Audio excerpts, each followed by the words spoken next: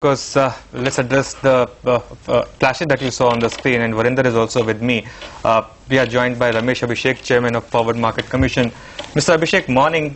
First of all, if you could confirm that there is a move to cut the representatives of financial tech on MCX board from 4 to 1.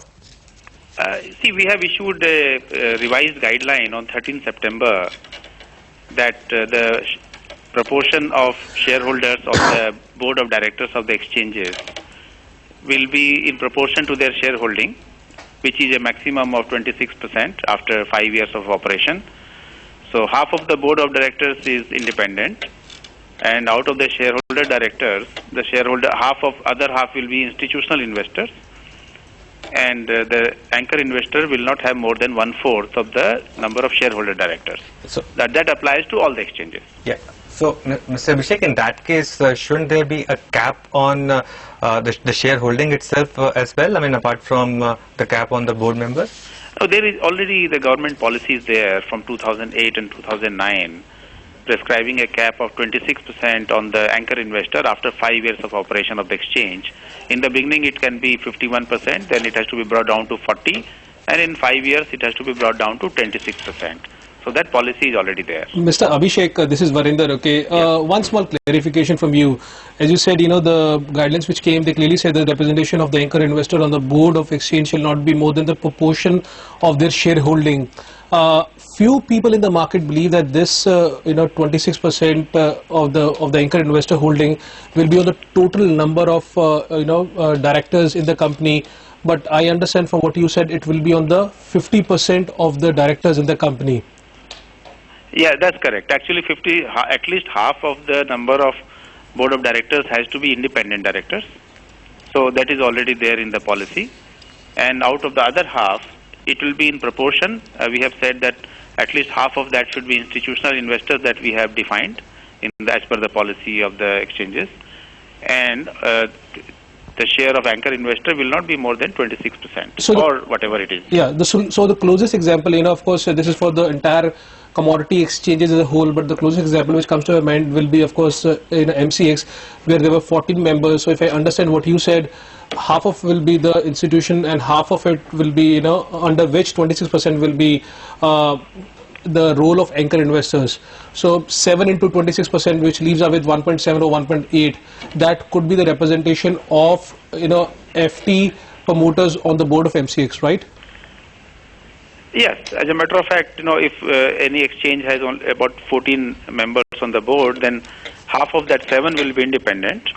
Out of the other 7, half will be institutional investors, representatives on the board, and the share of shareholder anchor investor will not be more than 1/4 of this number, 7. So what happens to 1.7, 1.8? Could we say that it will be 1 or 2, or it will be anything what will be decided by FMC later? Well, the board of directors, they will have to propose to us after taking AGM approval, and then we will see if it is in fractions, then we will have to take a view on that. But normally it has to be at least half should be institutional investors, because we want to make institutional investors and independent directors play a major role in governance of the exchanges.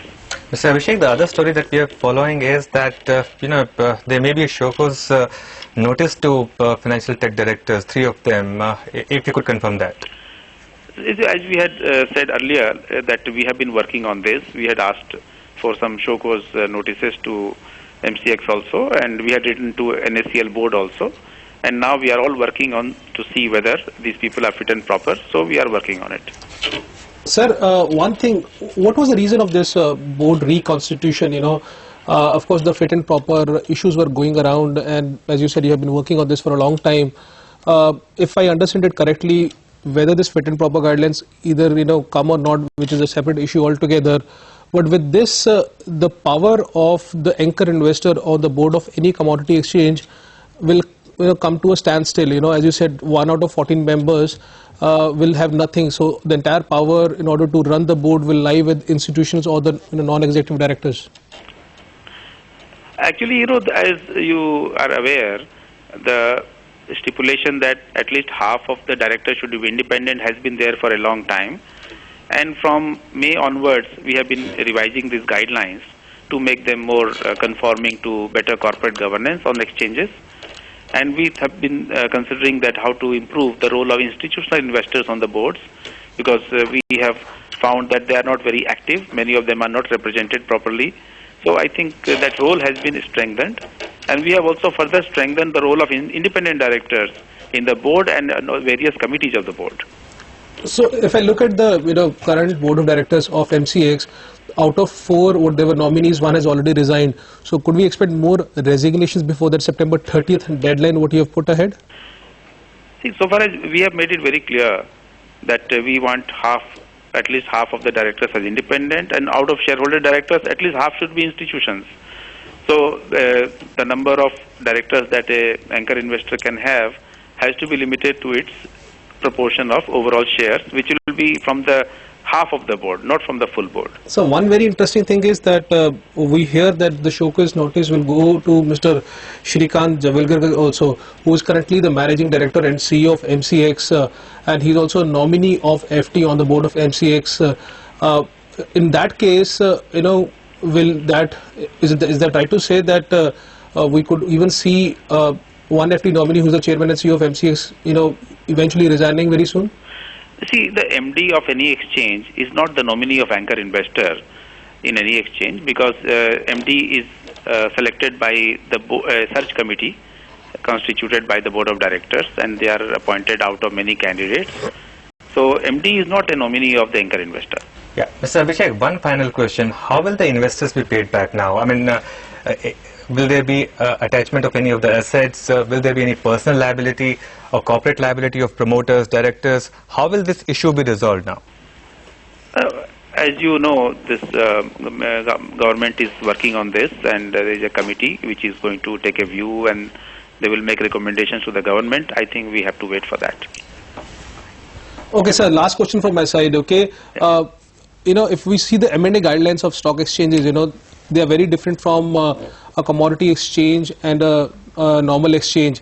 Are you working anything, to align them, because there have been talks of one commodity exchange buying another commodity exchange, but if we see those guidelines, it is not possible at all to do that. But are you working anything to align them?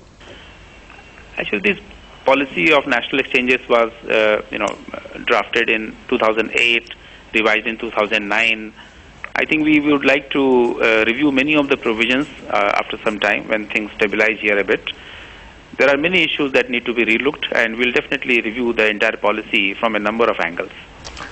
Thank you, sir, from my side. Okay, Mr. Abhishek, thanks a lot for your time. That's, of course, the issue which is still dominating headlines right now. Let's take a break on